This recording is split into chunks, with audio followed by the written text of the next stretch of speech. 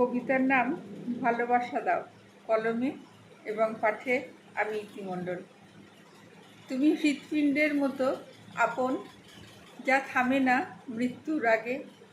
আমি বেঁচে আছি খুব কাছাকাছি, অভিমানে অনুরাগে।